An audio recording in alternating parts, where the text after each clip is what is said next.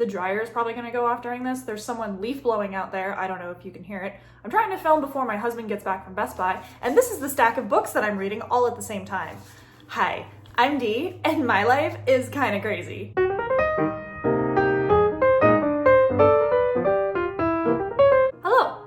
Sonntag on Sonntag, and welcome back to Books and Hooks. If you're new here, welcome. I am D.M.Sonntag, author of the Kingdom Isles series, and this channel is where I talk about books and crochet. Normally I talk about my own books, but if you watched my last video, I said I read 2 books in February, so this video is about the second book that I read. I read an ebook and a paperback at the same time, so I talked about the ebook, and this is the paperback. I actually won this in a giveaway. This is The Den of Stone by Roger Sandry. He is a good friend of mine who has the privilege of being sandwiched between Brandon Sanderson and Andrzej Sapkowski. Hopefully I said his name right. He's the author of the Witcher series, which this book is very Witcher inspired. If you're a big fan of the Witcher series, like I am, this book did not disappoint with all the sword wielding, monster slaying. It's great. Courtney is not a mutant, and I don't want to go into spoilers, but she does have heightened senses, which makes her a great monster slayer like Geralt. So what is this book about? I'm not going to read the back of the book blurb because you can read that online on Amazon, but I will read the first line, which is, do you gargle? No. Do you gargle with salt water? Get rid of your demons. Do you find gargoyle statues creepy? Which, to answer that, yes I do, especially after reading this. And then a line that I found within the book that I feel like summarizes the whole thing is, sharp end goes in gargoyle. Sticking with the pointy end. As I mentioned earlier, Courtney is our main protagonist, and just a little bit of a summary. One fateful night she discovers that gargoyles exist as well as a world of monsters. She struggles to keep the aspects of her ordinary life, like how the heck she's gonna explain gargoyles to her friends and why they keep coming after her. I love Roger's gargoyle concept. I didn't think that they would. I'm not sure if I'm allowed to say this word, so time to get creative. I expected them to crumble into a bunch of rocks when hacked by a sword, but instead they do what happens when a human meets a sword, if that makes sense. I'm really trying to dance around the word here. He does an excellent job at describing the monsters. I had a clear visual in my head, and I thought it would just be about gargoyles, but instead there's more monsters, including gremlins, which are not the cute little fuzzy ones from the movie, but more like the ones when you feed them after midnight. There was one gremlin that stole my heart. Peter is best boy, and I want him. There's a lot of references in this book. I think a Witcher reference gets mentioned. There's Highlander references, and Courtney even describes her boyfriend as Brendan Fraser from the 90s, which I know is Roger's fan cast, so it was really cool to put that into the mind of readers who may not know that that's what Luke looks like. Speaking of Luke, Courtney's boyfriend, the back and forth sass between them is just so funny. Sometimes it goes a little long, but I did appreciate just the wittiness of their dialogue and just how cute they are and their chemistry. Some of the lines had me snorting and wondering how the inner machinations of the author's mind come up with such funny dialogue. The inner machinations of my mind are an enigma. So this book is for mature audiences. There is a page with a list of potential triggers. The majority is just foul language and then what happens when sword meets monster. One scene was a little bit hard to read. It made sense story-wise, but I'll just say I will never be able to look at a baseball bat the same way again.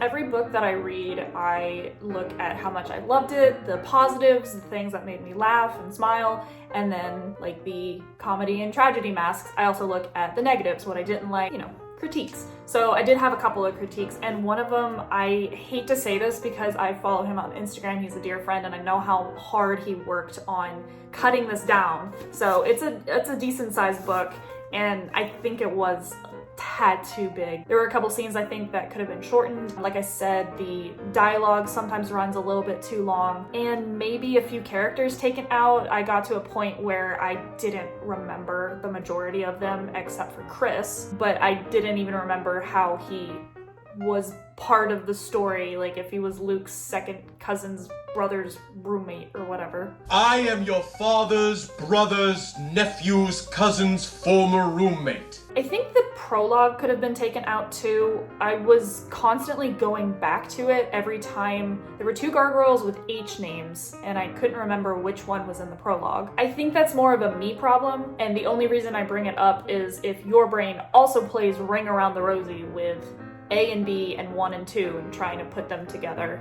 My brain just spins in a carousel. My other critique was, at times, I did find Courtney to be a bit unlikable. Without going into spoilers, I think I know the reason why she's kind of thirsty for that red liquid I can't talk about, and why she loves sword meeting monster. But there were just some parts I was like, geez, woman, cold, heartless. Which I understand you kind of have to be in her profession. You kind of have to have that demeanor of nothing phasing you because of the hard profession you're in. So while I understood, I didn't like it at times. Especially when she threatened to hurt poor Peter. My cold Capricorn heart melted. I'm like, poor little guy. But I will say though, with the dark moon comes the sun, and Luke was her son. I loved all sweet moments with them. He really was the perfect partner for her. They complemented each other, and he helped her calm down, ground her, bring her back to reality, I guess. He knew how to tame her fire. Overall, it's a solid debut book, and I seriously cannot wait for the next one, especially what happens to a certain character. And like I said, I've been following him on Instagram, so I know another character surfaces, and I'm really intrigued to find out how they come into the story and what happens. I highly recommend you also following him on Instagram because he's so informative with his writing process, where he is, sharing cover art, what he's doing currently, what struggles he might have, and he's just really good at updates. And he's just an awesome guy, and I love learning the writing process. That might, again, be me as a writer, but I feel like for a non-writer, that might also be something of interest and informative to see what songs inspired it, what fan casts, you know, so you get that image of Brendan Fraser in the 90s as Luke, and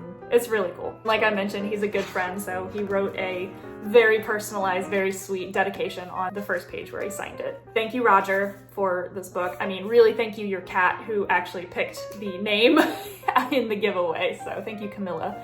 But it was a pleasure to read this. Still talking books before the hooks portion, I wanted to show off. Oh my god.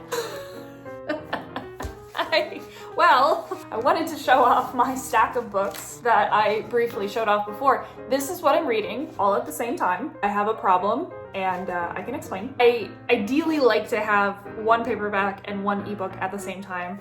Clearly I have a lot of other paperbacks, but I did evenly trade the ebook. So after I finished The Holiday Affair, I started The Guardian Secret. Don't forget, apostrophe comes after the S because this is the second book to the Guardian's daughter. It actually hasn't come out yet. I'm so honored to have an arc. It's written by A.M. McPherson. If you like superheroes, kind of X-Men vibes, but like they're in college, you should definitely check out The Guardian's Daughter because this is coming out very, very soon. So this dang book. I picked up The Spark and the Grind a long time ago, hoping that it would give me the spark back and help me grind in writing.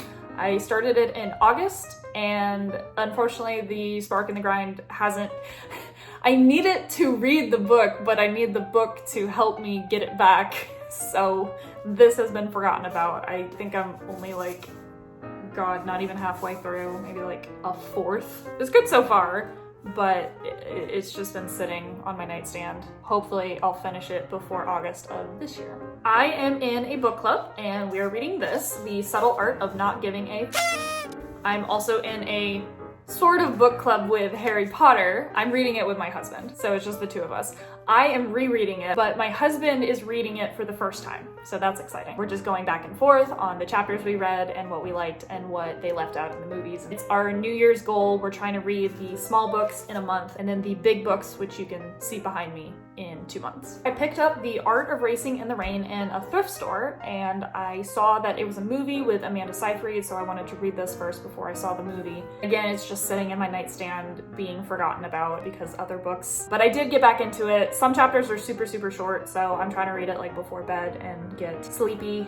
I am more than halfway through, so hopefully I can finish this soon and then dedicate my paperback time to well, maybe finishing the spark and the grind, but also getting on to night shift. This is the real paperback of my ebook paperback process. The other ones are just kind of there. And also 2 of them are nonfiction, so this is my fiction book, and it replaced The Den of Stone. It's Night Shift by Megan Alexandria, the same author of The Holiday Affair. And I'm also kind of in a book club with this one. I'm buddy reading it with my dear friend in Germany. Okay, now on to crochet. As I mentioned in The Den of Stone, there is a gremlin, Peter, which stole my heart. Roger actually asked me a while ago if I could crochet him, and now that I've met him, I absolutely want to do this. I will still have to figure out a pattern for him. It takes a lot to think of how to make something from scratch since there's not actually a gremlin pattern for the vision that he wanted. So typically when I'm making a pattern, I will look at similar characteristics of other things like cat ears or little spindly body. I'll figure it out, but before then, this is my own little mascot. This is Peet the PieRat. Thank you, I'll be here all night. I got the pie pattern from this book here. Got a lot of cute food things. Honestly, anything crochet is adorable. I got the rat pattern from Complicated Knots. Sorry, the brain cell left me. I'll link the rat pattern below. I made him first before the pie because I wanted to put a little pirate hat on him, but he kept falling over because I didn't put like a little rock in his body, so the weight distribution was not there. So instead, I made the rat, pirate. I will make another rat in the future and put like little stones down there so the hat won't topple him over. Until then, look at little Pete. I love him so much. He's so cute. I love little crochet things. Really, that's all I have to say about the pie.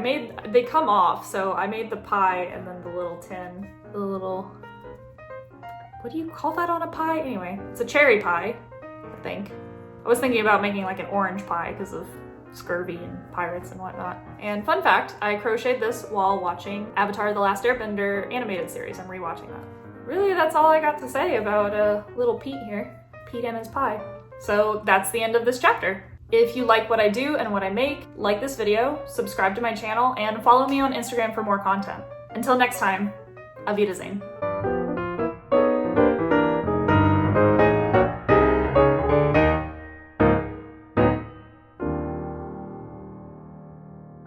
What am I keeping in this? Editing me, I'm so sorry.